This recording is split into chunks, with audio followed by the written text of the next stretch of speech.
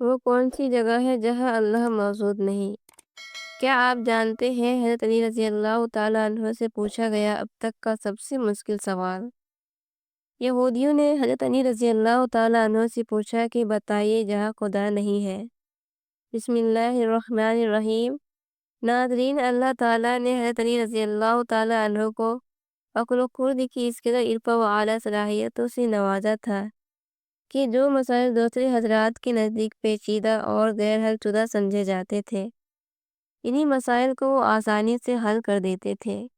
اکابر صحابہ کرام رضوان اللہ علیہم اجمعین ایسے اوقات سے پناہ مانگتے تھے کہ جب کوئی مشکل مسئلہ پیش آ جائے اور اس کے حل کے لیے حضرت علی رضی اللہ تعالیٰ عنہ موجود رہے۔ ایک دفعہ یہودیوں کی ایک جماعت حضرت علی رضی اللہ تعالیٰ عنہ کے پاس آئی اور وہ حضرت علی کرام اللہ وجہ الکریم کے علم اور دانائی کے مقام سے واقف تھے۔ وہ نادان یہ سوچ کر آئے تھے کہ اگر کسی طریقے سے وہ حضرت علی رضی اللہ تعالیٰ عنہ کو علمی بنیاد پر شکست دے دے تو اس سے مسلمانوں کو شرمندگی ہوگی اور ہر طرف ہمارا ڈنکا بجنے لگے گا۔ اس یہودی جماعت نے یہ بھی منصوبہ بنایا کہ ہم نہ صرف آپ سے سوال کریں گے بلکہ آپ سے سوال آپ کی کتاب یعنی قرآن مجید سے نہیں بلکہ اپنی کتاب یعنی تورات سے کریں گے۔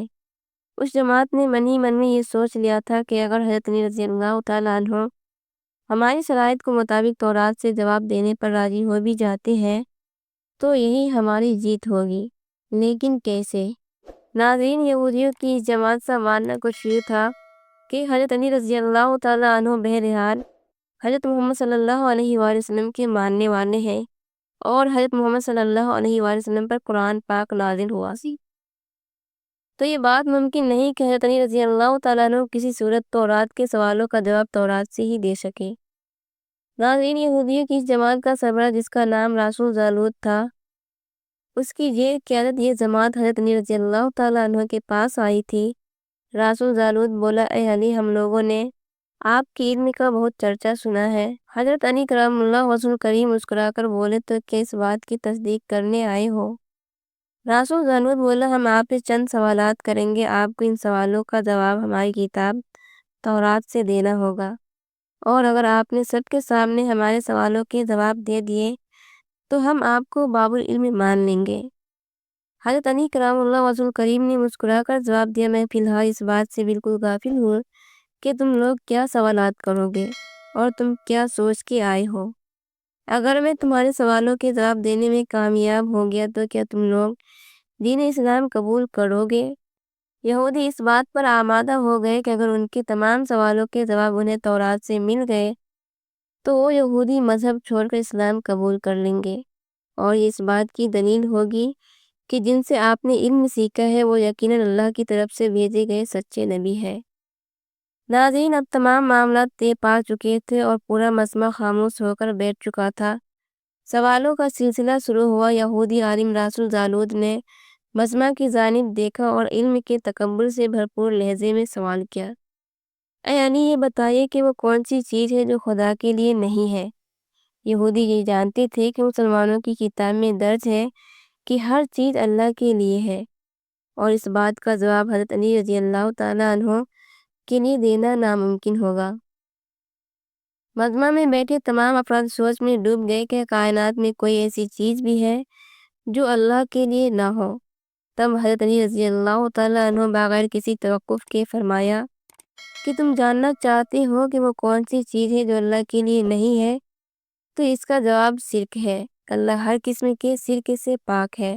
تمام مجمع جو بیٹھا سن رہا تھا بے ساختہ واہ واہ کہہ اٹھا۔ ناظرین، اب رسول زالود نے دوسرا سوال کیا، اے علی، یہ بتائیے کہ وہ کون سی جگہ ہے جہاں اللہ موجود نہیں ہے؟ حضرت علی رضی اللہ تعالیٰ عنہ نے اس کو فوراً جواب دیا کہ اللہ تعالیٰ ہر جگہ موجود ہے۔ اس پر رسول زالود بولا، اس سوال کا جواب آپ ہمیں ہماری کتاب سے دیں۔ حضرت علی رضی اللہ تعالیٰ عنہ نے فرمایا کہ کیا تمہاری کتاب میں یہ نہیں لکھا ہے کہ حضرت موسیٰ علیہ السلام کے پاس ایک فرشتہ آیا اور حضرت موسیٰ علیہ السلام نے اس سے پوچھا کہ تم کہاں سے آئے ہو؟ تو اس نے جواب دیا کہ میں 7ویں آسمان سے آپ کے پاس حاضر ہوا ہوں۔ اتنے میں حضرت موسیٰ علیہ السلام کے پاس دوسرا فرشتہ آیا۔ حضرت موسیٰ علیہ السلام نے اس سے پوچھا کہ تم کہاں سے آئے ہو؟ اس نے جواب دیا میں زمین کے 7ویں طبق سے آپ کے پاس حاضر ہوا ہوں۔ حضرت موسیٰ علیہ السلام نے پہلے فرشتے سے پوچھا 7ویں آسمان میں تمہارے قریب کون تھا؟ فرشتے نے جواب دیا میرے قریب میرا رب تھا۔ حضرت موسیٰ علیہ السلام نے زمین سے آنے والے دوسرے فرشتے سے پوچھا تمہارے قریب کون تھا؟ اس نے جواب دیا میرے قریب میرا رب تھا۔ تو اس سے یہ معلوم ہوا کہ بلندیوں کی انتہا ہو یا گہرائیوں کی انتہا، اللہ رب العزت ہر جگہ موجود ہے۔ ناظرین، رسول جالوت اب تھوڑا گھبرا گیا تھا، یہ دیکھ کر کہ حضرت علی رضی اللہ تعالیٰ عنہ نے اس کے سوالوں کے جواب اس کی کتاب سے ہی دے دیے تھے۔ اب اس نے حضرت علی رضی اللہ تعالیٰ عنہ سے تیسرا سوال پوچھا، اے علی یہ بتائیے کہ وہ کون سی چیز ہے جو خدا کے قریب نہیں ہے؟ حضرت علی رضی اللہ تعالیٰ عنہ نے فرمایا کہ جرم ایک ایسی چیز ہے جو میرے رب کے قریب نہیں ہے۔ ناظرین، اب رسول جالوت نے پے در پہ شکست کھانے کے بعد اپنے سوالوں کا زاویہ بدل لیا۔ اب اس نے علمی سوال کے بجائے تاریخی اور سائنسی سوالوں کی طرف اپنا رخ موڑ لیا، اور بہت ہی تکبر بھرے انداز میں اس نے پوچھا، اے علی اس چشمے کا نام بتائیے جو زمین پر پہلی مرتبہ جاری ہوا۔ حضرت علی کرم اللہ وجہہ کریم بولے کہ اس چشمے کو چھوڑو، پہلے یہ بتاؤ کہ تمہارے دل میں کیا ہے، اور تمہارے دل میں یہ ہے کہ وہ چشمہ بیت المقدس کی ایک چٹان کے نیچے ہے۔ رسول جالوت کے منہ سے بے ساختہ ہاں نکلا تو حضرت علی رضی اللہ تعالیٰ عنہ بولے کہ آج اپنی اصلاح کر لو، کیونکہ زمین پر بہنے والا پہلا چشمہ وہ نہیں جسے تم لوگ سمجھتے ہو، بلکہ زمین پر بہنے والا پہلا چشمہ وہ ہے جس سے حضرت خضر علیہ السلام نے پانی پیا، اور یہی وہ چشمہ ہے جس سے آب حیات جاری ہوا۔ ناظرین، رسول جالوت اب مزید گھبرا گیا تھا۔ اس نے اس گھبراہٹ میں حضرت علی رضی اللہ تعالیٰ عنہ سے ایک اور تاریخی سوال کیا، اے علی یہ بتائیے کہ وہ کون سا پتھر ہے جو آسمان سے پہلی دفعہ اتارا گیا؟ حضرت علی رضی اللہ تعالیٰ عنہ نے جواب دینے سے پہلے ایک جملہ کہا، یقیناً تم لوگوں کے ذہنوں میں پہلا پتھر وہ ہے جو بیت المقدس میں نصب ہے، لیکن تم اس بات کو کیوں بھول جاتی ہو کہ خانہ کعبہ بیت المقدس سے کہیں پرانا ہے، اور حجر اسود اسی وقت نصب کیا گیا جب خانہ کعبہ پہلی دفعہ تعمیر ہوا تھا، اور وہی پہلا پتھر ہے۔ یہودی آپ کے جوابات سن کر ہمت نہ کر سکے کہ انہیں غلط قرار دے، کیونکہ آپ ان کے جوابات انتہائی دلیل کے ساتھ دے رہے تھے اور ان کی اصلاح بھی کرتے جا رہے تھے۔ اب کی بار رسول جالوت نے ایک سائنسی سوال پوچھا۔ اس نے پوچھا یہ بتائیے کہ وہ کون سی چیزیں ہیں جو مسلسل کم اور زیادہ ہوتی رہتی ہے؟ حضرت علی رضی اللہ تعالیٰ عنہ بغیر کسی توقف کے بولے کہ تم اپنے ماہ و سال پر غور کرو تو تمہیں خود ہی اس سوال کا جواب مل جائے گا۔ رسول جالوت نے پوچھا وہ کیسے؟ آپ نے فرمایا کوئی دن اگلے دن کے برابر نہیں ہوتا، اسی طرح گزشتہ رات اگلی رات کے برابر نہیں ہوتی۔ یہی وہ دو چیزیں ہیں جو مسلسل کم اور زیادہ ہوتی رہتی ہیں۔ رسول جالوت نے جواب سن کر حضرت علی رضی اللہ تعالیٰ عنہ سے ایک اور سوال کیا کہ زندہ رہنے کی پہچان سانس لینا ہے، کیا کائنات میں کوئی چیز ایسا بھی ہے جو سانس لیتی ہے مگر زندہ نہیں؟ حضرت علی رضی اللہ تعالیٰ عنہ نے فرمایا کہ صبح جب نکلتی ہے تو سانس لیتی ہے، حالانکہ صبح کے پاس نہ روح ہے نہ جان۔ یہ سن کر وہ جلدی جلدی بولا اچھا یہ بتائیے کہ دنیا میں وہ کون سی جگہ ہے جہاں سورج کی کرنیں ایک دفعہ تو پڑی لیکن دوبارہ اس جگہ کبھی سورج کی کرنیں نہیں پڑ سکی؟ حضرت علی رضی اللہ تعالیٰ عنہ نے فرمایا ہاں، یہ سمندر کی وہ جگہ ہے جہاں سے حضرت موسیٰ علیہ السلام اور ان کی قوم گزری تھی، اور سمندر اللہ تعالیٰ کے حکم سے دو حصوں میں تقسیم ہو گیا تھا۔ بس اس قافلے کے گزرتے ہوئے سورج کی کرنیں اس جگہ ضرور پڑی تھی، لیکن اس کے بعد سورج کی کرنیں کبھی بھی وہاں نہیں پہنچ سکی۔ ناظرین، جواب پاتے ہی اس نے حضرت علی رضی اللہ تعالیٰ عنہ سے پھر سوال کیا کہ یہ بتائیے کہ وہ کون سی دو چیزیں ہیں جو ہمیشہ غائب رہتی ہے، اور وہ کون سی دو چیزیں ہیں جو ہمیشہ حاضر رہتی ہے؟ حضرت علی رضی اللہ تعالیٰ عنہ نے فرمایا کہ آسمان اور زمین کی طرف دیکھو، یہ دونوں تمہیں کبھی غائب نظر نہیں آئیں گے، یہ دونوں ہمیشہ حاضر رہتے ہیں، اور موت اور زندگی کو ڈھونڈو تو تمہیں ان کے بارے میں کبھی پتہ نہیں چلے گا کہ وہ کہاں ہے اور کب آ جاتی ہے۔ اگلا سوال رسول جالوت نے یہ کیا کہ اے علی یہ بتائیے کہ وہ کون سی چیز ہے جس کا خالق خود اللہ ہے مگر اسی کے بارے میں خود سوال بھی کرتا ہے۔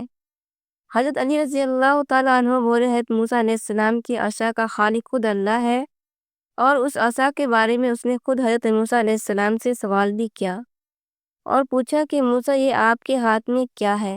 پھر اس نے اگلا سوال کیا کہ بیت اللہ کا طواف تو ذی حیات کرتے ہیں، لیکن اس بے جان چیز کے بارے میں بتائیے جس نے بیت اللہ کا طواف کیا۔ حضرت علی کرام اللہ وجہ کریم بلا توقف بولے کہ کشتی نوح ایک ایسی بے جان چیز ہے جو طوفان کے دوران اس مقام پر پہنچی جہاں بیت اللہ ہے، تو اس نے اس کے گرد 7 چکر لگائے۔ راسو جالود نے باب العلم حضرت علی رضی اللہ تعالیٰ عنہ سے کئی سوال کیے اور تمام کے جواب آپ رضی اللہ تعالیٰ عنہ نے بالکل ٹھیک بلا توقف دیے۔ تو مجمع میں بیٹھے ہوئے ایک یہودی بولا کہ حضرت دنیا میں ہر شخص سوچ کے جواب دیتا ہے، لیکن آپ تو ہر سوال کا جواب بلا توقف دے رہے ہیں۔ حضرت علی رضی اللہ تعالیٰ عنہ نے اس سوال کے بدلے اس یہودی سے ایک سوال کیا، بتاؤ تمہارے ہاتھ میں کتنی انگلیاں ہیں؟ اس نے فوراً جواب دیا 5۔ حضرت علی رضی اللہ تعالیٰ عنہ نے فرمایا تو نے بھی تو فوراً میرے سوال کا جواب دے دیا۔ اس یہودی نے کہا یا علی یہ کیسی بات ہوئی، مجھے معلوم ہے کہ میرے ہاتھ میں 5 انگلیاں ہیں۔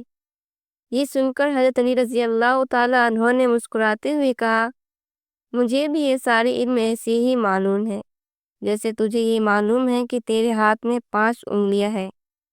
یہودی نادان نہیں جانتے تھے باب العلم کے پاس کائنات کے رازوں کا علم ہے، لیکن جب انہیں تمام سوالات کے جوابات ٹھیک مل گئے تو راسو جالود سمیت تمام گروہ نے کلمہ پڑھا اور سب کے سب دائرہ اسلام میں داخل ہو گئے۔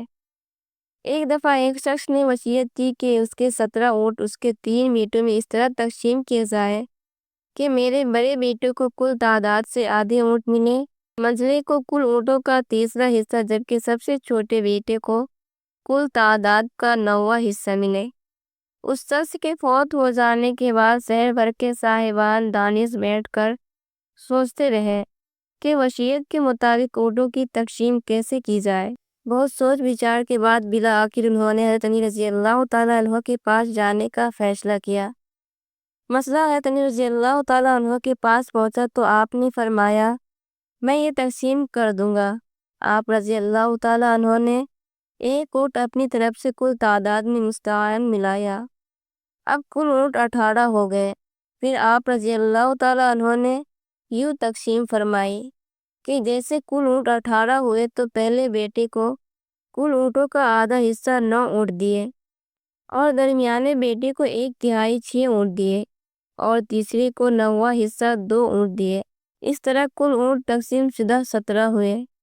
اس کے بعد آپ رضی اللہ تعالیٰ عنہ نے اپنا ادھار دیا ہوا اونٹ واپس لے لیا۔